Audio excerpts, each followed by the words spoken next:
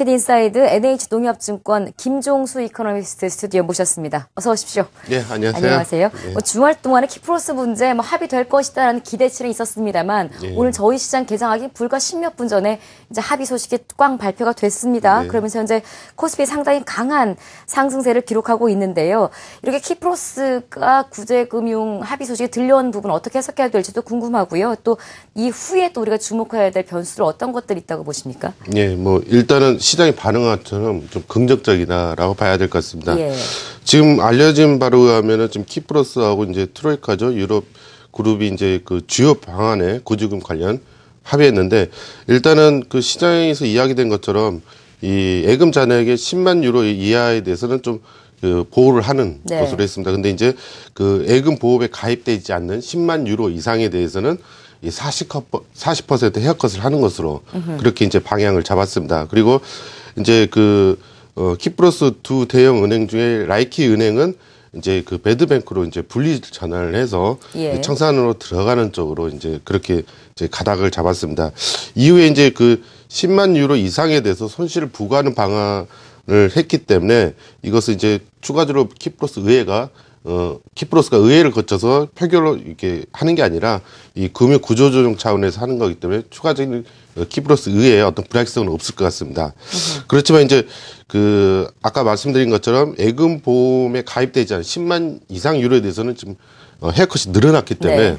사실 러시아의 손실이 상당히 좀 커지게 되는 좀 그런 상황이 됐고요. 그래서 향후에 러시아가 여기에 대해서 어떻게 이제 대응을 하냐에 따라서 또 좀 논란이 여전히 있지 않냐, 예, 그렇게 보입니다. 맨 처음부터 이거 문제 쾅 터졌을 때 러시아와의 어떤 관계에 대한 이야기 많이 나왔잖아요. 예. 그게 이제 점점 현실화되고 가시화되고 있는 것 같긴 한데요. 어쨌거나 우리 주식시장이나 글로벌 경기에는 일단은 긍정적으로 반응을 하고 있습니다. 예. 그렇다면 큰 악자가 사라지고 나니까 남아있는 이슈가 눈에 더 크게 들어오기 마련인데 미국 경기예요. 예. 지표 상당히 괜찮아지고 있고 네. 지수는 연일 신고가를 경신하고 있는 이 상황에서 이번 주에도 중요한 경제 지표들이 많이 이제 발표될 것으로 예정이 되어 있는데 현재 미국의 경제 사이클 실제로 회복이 되고 있다고 보시는지요? 혹은 고점이냐 계속 갈 것이냐에 대한 논란도 예. 많은데 여기에 대해서 어떻게 보십니까? 예, 말씀하신 대로 지금 미국 경제 지표도 좀 좋게 나오면서 상당히 이제 기대감이 상당히 커지고 있습니다.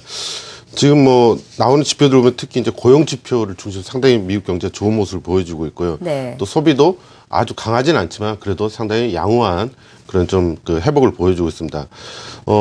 생산 부분에서 본다면 가동률이 한 78% 지금 나오고 있어서 과거 평균이 한 77% 정도에 그치기 때문에 평균 이상은 지금 가고 있다라고 볼 수 있을 것 같습니다. 그래서 이제 미국 경제가 계속해서 조금 순항을 가고 있다라고 볼 수 있는데 주목해야 할 점이 그동안 미국 고용 시장이 약간 좀 그렇게 그러니까 고용이 회복되고 있다고 강하게 말하기 어렵다라는 예. 논조였고 연준도 좀 그런 점에서 고용이 더 확실히 더 좋아질 때까지 기다리겠다라는 예. 그런 입장인데 2월 비농 고용에서 보면 시간당 임금이 좀 빠르게 좋아졌습니다. 아하. 통상 이제 시간당 임금은 아시겠지만 고용 시장에서 수요와 공급에 의해서 그만큼 고용이 상대적으로 좀 공급이 적으면, 그러니까 수요가 많으면 네. 가격이 올라가게 그렇죠. 되겠죠. 예. 그래서 시간당 임금이 지금 한 3, 4개월 좀 올랐는데 이것은 상당히 좀 미국 고용 시장이 앞으로 좋아지고 있다라는 좀 한 시그널 아닌가. 그래서 지금 미국 경제를 보시면 사실 이 중산층 이상의 이 자동차라든가 내구재 중심의 소비로 회복이 좀 성장이 왔습니다. 예. 근데 앞으로는 이 고용 시장이 좋아지기 때문에 서비스업 고용도 늘어나고 또 소비도 서비스업이 좋아지면서 네. 한 번 더 미국의 어떤 그런 경기 안정성, 지속성이 높아지는 이제 그런 국면을 가는 게 아니냐. 그래서 쉽게 말해서 지금까지는 좀 미국 경제가 좀 이렇게 좀 좋아지는 시동을 걸었다면은 네. 앞으로는 좀 본격적으로 좀 좋아지는 그런 국면으로 가는 게 아닌가 그렇게 볼 수 있을 것 같습니다. 지금 말씀하신 또 그 중요한 지표들이 이번 주에 또 남아 있으며 내구재 주문에 관한 지표도 이제 이번 주에 발표가 되고요. 고용 지표 말씀하셨는데 똑같이 지금 무시할 수 없는 주택 지표 이번 주에 또 중요한 거 하나 나옵니다. 주택 지표와 내구재 주문이나 이런 부분으로 봤을 때 투자 지표도 좀 개선될 것으로 보여집니까? 어떠십니까? 예, 지금 뭐 시장 예상에 하면은 내구재 수주가 1월 달에 좀 안 좋았는데 예. 좀 계속 증가세를 나올 것 같고요. 주택 지표도 보면은 이 신규 주택 판매가 발표될 예정인데 뭐 전월의 어떤 빈도성 때문에 약간 좀 감소할 것으로 보고 있습니다. 그렇지만은 이 가격 지수가 주택 가격 지수가 계속해서 지금 오르는 그래서 주택 시장의 어떤 그 수요가 상당히 좀 좋아지는 쪽으로 지금 이렇게 보여주고 있습니다. 그래서 전반적으로 이번 주에 발표될 지표들 보면은 4분기 GDP도 원래 서포치는 좀 0.1% 감소하지 않았습니까? 근데 예. 이제 플러스 0.5%로 좋아지고, 예. 그래서 전반적으로 미국 경제 지표가 좀 양호한 흐름이 이번 주나 계속해서 좀 나오는 그런 이제 상황인 것 같습니다. 향후 이번 주에 발표될 경제 지표 역시 개선세를 전망을 하고 계실 것 같습니다. 3월 FOMC 성명서를 보면은 말씀하신 대로 좀 미국 가계 지출과 설비 투자가 증가하고 있다 이런 것도 있었지만 고용 지표와 마찬가지로 주택 지표들도 개선세가 빨라지고 있다라는 내용이 들어 있었거든요. 그렇다면 이제 전 미국 경기 본격적으로 회복 사이클에 진입했다라고 봐도 되는 거예요? 예, 뭐 그렇게 봐도 좀 무방하지 않을까 생각을 합니다. 사실 그동안 주택 시장은 아시겠지만 상당히 5년 동안에 장기 침체를 겪었었거든요. 예.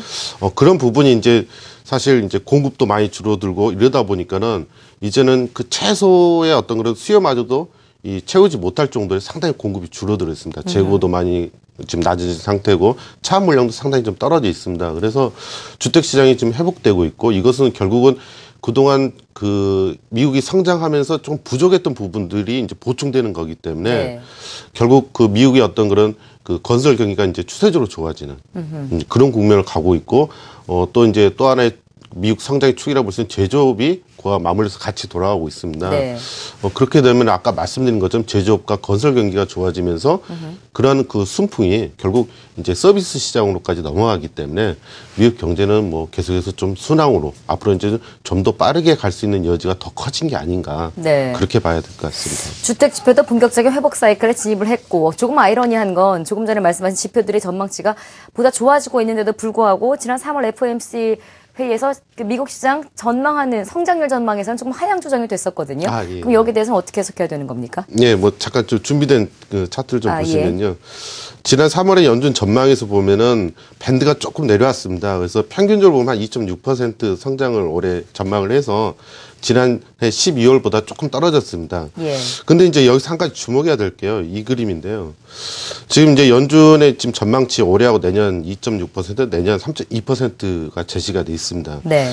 지금 현재 시장 컨센서스는 올해가 한 2% 좀 안 되는 거, 내년은 이제 조금 괜찮아지는 걸로 나오고 있는데 미국의 잠재 성장률은 2.4%거든요. 네. 근데 연준이 제시한 건 뭐냐면 올해도 2.6, 내년은 더 빨라져서 3.2%라는 건데 이것은 결국은 아까 제가 말씀드린 것처럼 미국이 이제는 본격적으로 좋아지면서 그동안 이제 그 좀 저성장을 하면서 회복되지 못했던 그런 소비들이 올해와 내년에 걸쳐서 좀 많이 나오는 걸 연준 그 정책 당국자도 좀 예상하는 게 아닌가라는 생각을 하고 있습니다. 참고로 이 12호인 그 미국 의회 예산국도 보면 올해는 이 자동 감축 때문에 조금 안 좋을 수 있지만은 네. 그 후년은 상당히 좋아질 수 있다라고 또 예상을 하고 있거든요. 그래서 이제 이런 점들 보면은 결국 연준이 이 성장률을 조금 하향 조정을 하긴 했지만 예. 그러나 미국은 좀 순항을 할 수 있는 그런 여지를 계속 갖고 있다라고 봐야 될 것 같습니다. 어차피 결과는 정해져 있는 거라면 전망치를 너무 좋게 안 보는 게 시장에서는 저는 오히려 그게 나은 것 같기도 해요. 실망하는 것보다는. 마지막 질문 드리겠습니다. 외환 시장이 이제 문제인데요. 지난 주말에 워낙 또 유럽 문제가 긍정적으로 해결이 됐기 때문에 달러화가 조금 약세를 보이긴 했었습니다만 달러화 방향에 대해서는 어떻게 전망하고 계시는지요? 예, 지금 시장에서는 미국 달러가 좀 강세로 간다 이렇게 예. 보고 있습니다. 아무래도 말씀드린 미국 경제 지표가 좋아지고 있기 때문에 이 양적 완화도 좀 의외로 빨리 좀 종료될 수 있다 이런 기대감들이 어울려지면서 향후에 이제 미국 달러가 추세적으로 강세 흐름 간다라고 지금 많이들 보고 있습니다. 근데 이제 제 개인적으로는 예. 미국 달러가 지금부터 강세로 가기 시작하면 문제가 되는 게 뭐냐면은 미국의 어떤 과소비, 부채 문제를 어떻게 해결할 거냐가 관건이거든요. 예. 그렇게 본다면은 미국 그 펀더멘털 놓고 봤을 때 분명히 엔화라든가 유로화에 비해서는 분명히 미국 달러 강세로 갈 수가 있습니다. 그렇지만 선진국보다 미국보다 상대적 펀더멘털이 좋다고 볼 수 있는 신흥국에 대해서는 과연 달러 강세가 갈 수 있을 것인가. 여기서 좀 고민이 필요하지 않나. 그래서 저는 미국 달러를 그 중심으로 해서 신흥국 그러니까 펀더멘털이 상당히 우수한 예. 신흥국에 대해서는 달러가 약세를 가지만은 엔화나 유로화에 대해서 강세를 가는 좀 그런 약간 차별적인 흐름이 앞으로 좀 나오지 않을까 그렇게 좀 생각을 하고 있습니다. 다시 말하면 우리 시장이 국한한다면 그 달러 대비 원화는 또 상대적으로 강세로 갈 수 있다. 예, 그렇게 봐야 되겠습니다. 수출주나 또 수입주들에 관련된 또 그 전망을 또 함께 엿볼 수도 있는 것 같네요. 여기까지 하겠습니다. 오늘 마켓 인사이드 NH농협증권 김종수 이코노미스트와 함께했습니다. 고맙습니다. 네, 고맙습니다. 네.